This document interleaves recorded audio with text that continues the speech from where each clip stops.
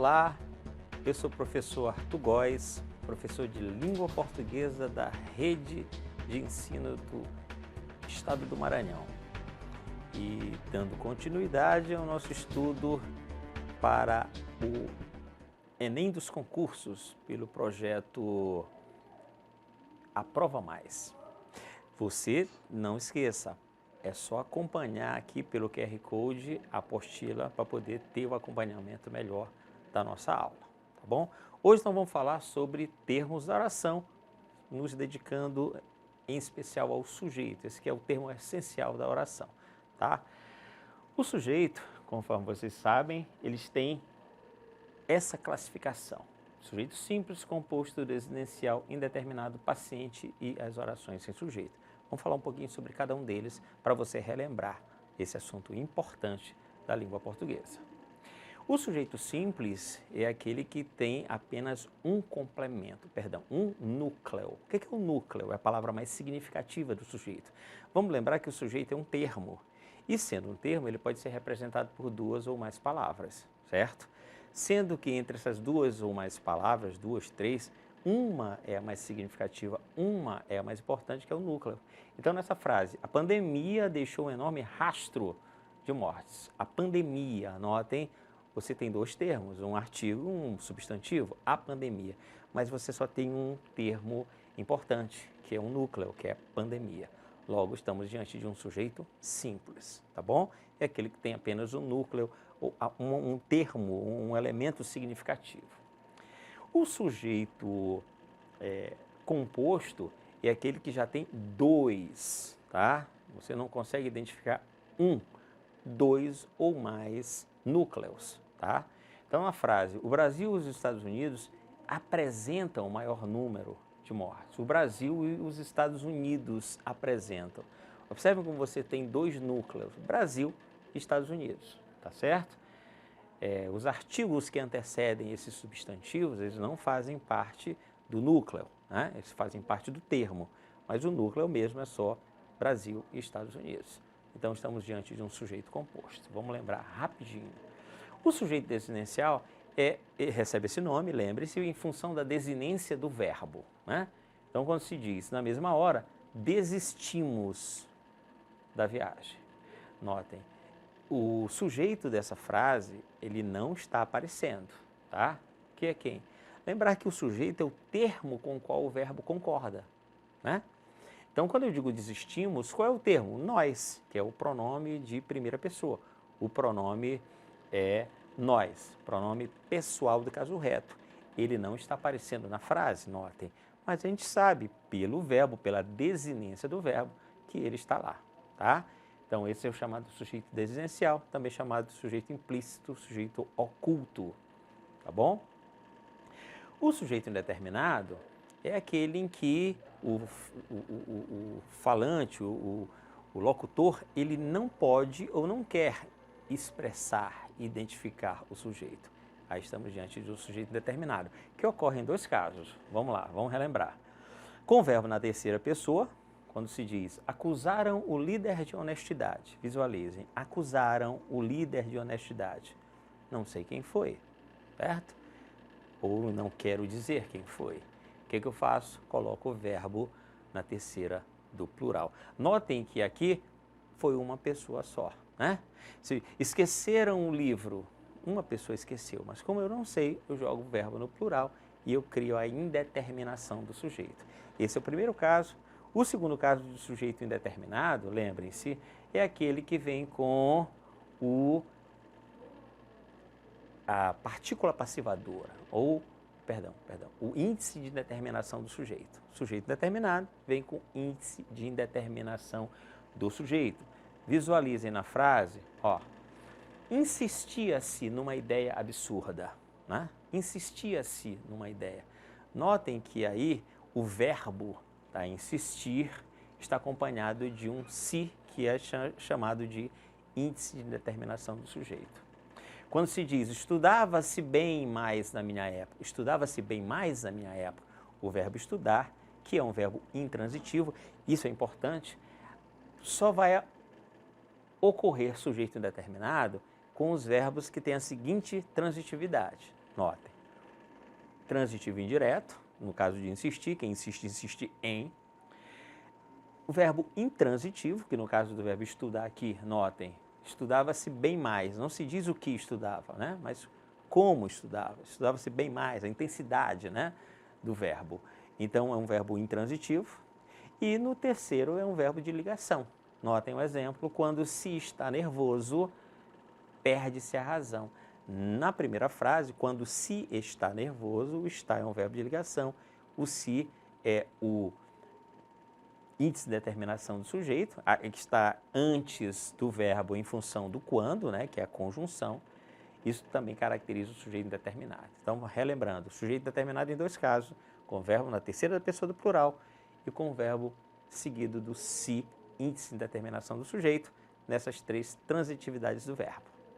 Verbo intransitivo, verbo transitivo indireto e verbo de ligação. Tudo bem? O terceiro caso, o quarto caso é do sujeito paciente. O nome está dizendo, sujeito paciente, é o que sofre, certo? Aí a gente vai lembrar que existem dois tipos de voz passiva, a passiva analítica e a passiva sintética, tá bom? Então, observem na primeira frase, ainda não se identificou o autor do disparo. Muito cuidado, né? Não pense que porque aqui há um se, a gente vai chamar isso de sujeito indeterminado. Não, esse se é uma partícula passivadora. Como eu sei isso, professor? Muito fácil.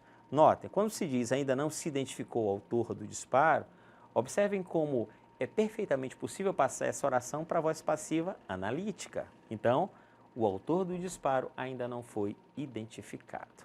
O sujeito aparece na segunda frase, o autor do disparo, certo? Então, esse caracteriza o sujeito paciente, tá bom? E o último caso, vamos lembrar, é o chamado sujeito inexistente ou a oração sem sujeito. O sujeito, que é o termo sobre o qual se fala algo, né, uma definição sobre o sujeito, estou no enunciado, pode ser, prestem atenção, que se diga algo que não tenha um agente, que não tenha, né, o sujeito, aquele elemento com o qual o verbo concorda, certo? Isso vai acontecer principalmente com os verbos impessoais. Vamos lembrar o que é um verbo impessoal? Verbo impessoal é todo verbo que não se refere a uma pessoa, tudo bem? Se eu digo entrei, qual é a pessoa? Eu. Se eu digo chegamos cedo, qual é a pessoa? Nós. Se eu digo desistiu, qual é a pessoa? Ele ou ela. Mas se eu digo choveu, não tem pessoa, né? Choveu é um verbo impessoal. Ele não se refere a uma das pessoas do discurso, ele é um verbo indicador de fenômeno da natureza e estamos diante de uma oração sem sujeito, tá certo? Aí nós vamos destacar dois, né? No caso, três verbos, os impessoais, né? Mais comuns no nosso falar do dia a dia. Os verbos que indicam o fenômeno da natureza, como eu já comentei, nos últimos meses não choveu no Pantanal. Qual é o sujeito dessa oração? Oração sem sujeito. O verbo indicador de fenômeno da natureza. Quando eu digo, o outro verbo é o verbo haver. Agora presta atenção, no sentido de existir e acontecer. Notem, quando eu digo não houve protestos contra a medida do governo. Não houve protestos. O verbo haver está no sentido de acontecer, certo? E justamente, toda vez que esse verbo é empregado nesse sentido, a oração não tem sujeito. Fique atento. Justamente por essa razão que ele está no singular, tá? O certo não é houveram, sim houve, tá? Porque lembre-se, o verbo ele concorda com o seu sujeito. Como ele não tem sujeito aqui, ele não concorda, ele fica sempre invariável, tá bom? E por fim, um verbo que nós normalmente confundimos, né? Que é o verbo fazer, indicador de tempo. Esse também é um verbo impessoal. Tá? Toda vez que o verbo fazer foi empregado no sentido de tempo decorrido, a oração não tem sujeito. É o que está acontecendo na frase, faz 75 anos que a ONU foi fundada.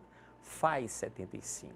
Faz 2 dias que não vejo. Né? Observem que a primeira oração, faz 2 dias, ela não tem sujeito, porque é o verbo fazer, indicador de tempo decorrido. Assim como, prestem atenção, o verbo fazer, ele não vai para o plural, ele não pluraliza, não se esqueçam, verbos impessoais não pluralizam, tá?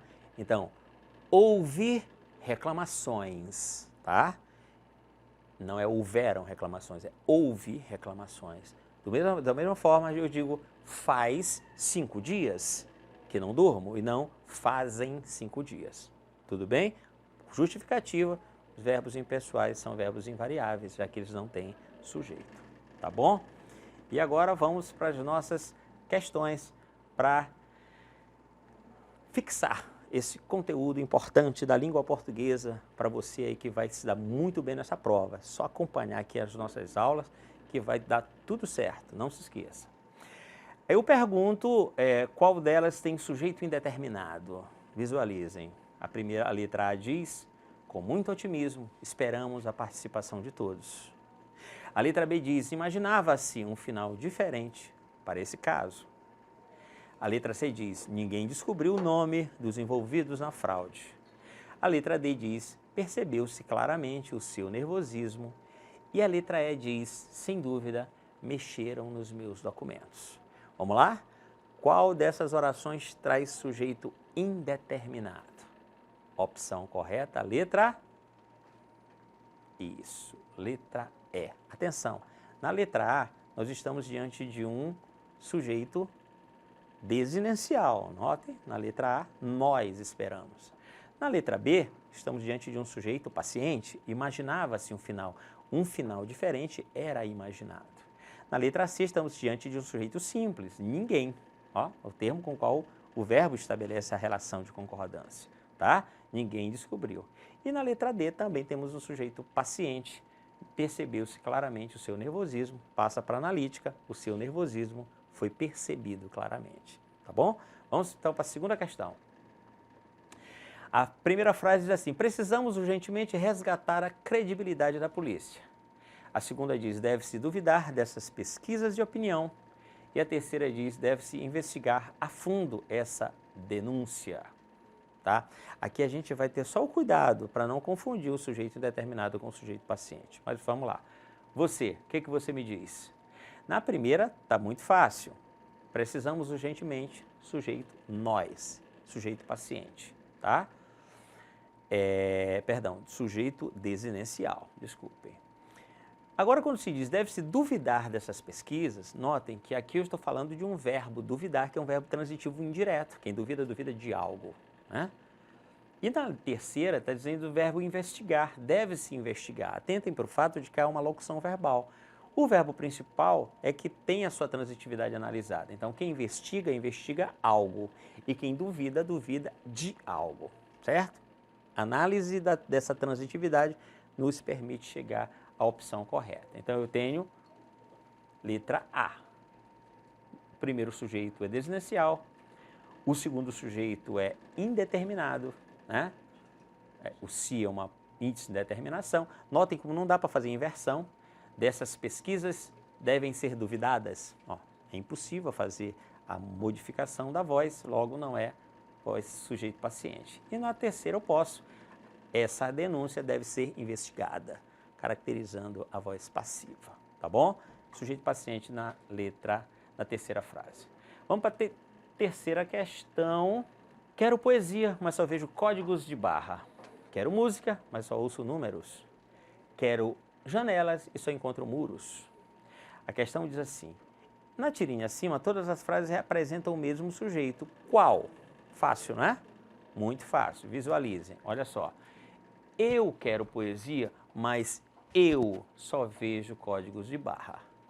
Eu quero música, mas eu só ouço números. Eu quero janelas e eu só encontro muros. Notem, todos os verbos em primeira pessoa. Os sujeitos, no caso seria o pronome, não aparecem. Isso caracteriza que tipo de sujeito? Fácil, né? Sujeito desinencial. Opção correta, letra B. Tá bom? Atentem porque as questões vão ser trabalhadas normalmente em torno de textos, charges, tiras, textos publicitários. E aí você precisa estar atento. Na quarta questão, temos a seguinte frase. Se as coisas boas durassem para sempre, saberíamos dar o valor que elas têm? É uma pergunta, né? Se as coisas boas durassem para sempre, saberíamos dar o valor que elas têm? Nós temos 3 frases, certo? Uma em torno de durasse, outra em torno de saberíamos dar e outra, a terceira, em torno do verbo ter, tem. A questão é, sobre a classificação do sujeito, pode-se afirmar que, vamos lá, coisas boas funcionam como sujeito simples, é o sujeito de durassem, né?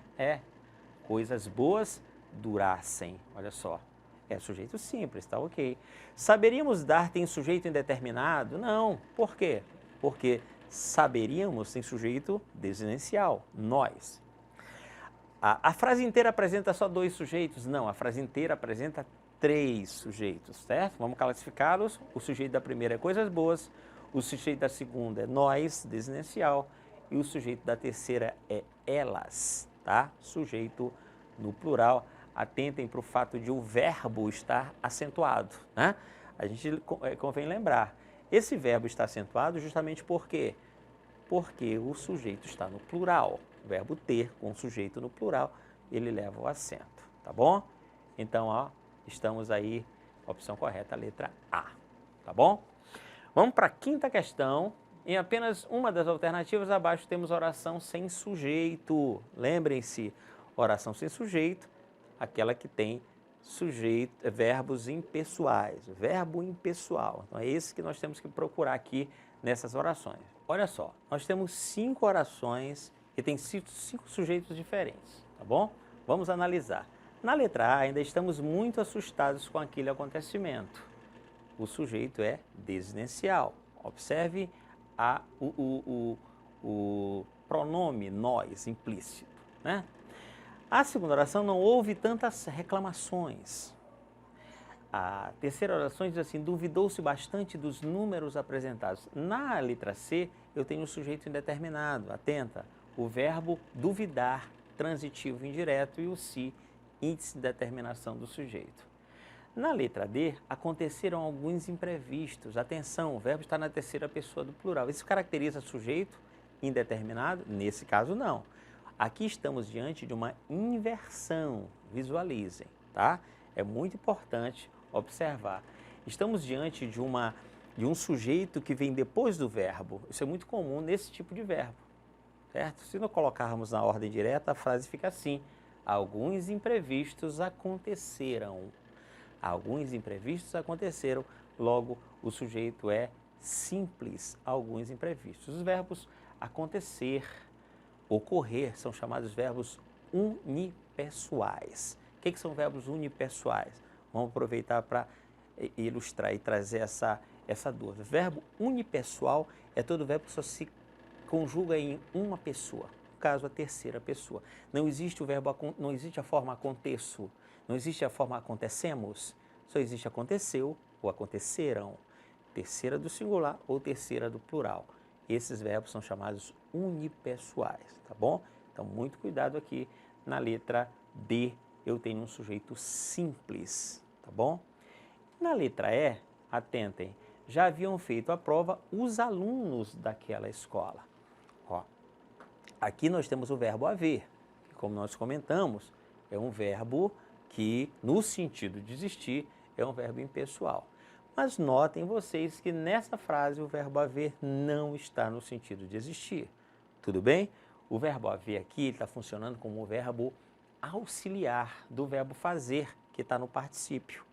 Tá? Se você faz a pergunta para o verbo, quem havia feito a prova? Você vai identificar o sujeito. O sujeito é os alunos daquela escola. Tá? Então, os alunos daquela escola já haviam feito a prova. O sujeito é simples, tá certo? Então, notem, a única frase que tem verbo impessoal é a letra B, tá? Atenção, chamando mais uma vez, o verbo haver, por ser impessoal, ele não tem pluralidade, tá bom? Ficamos por aqui.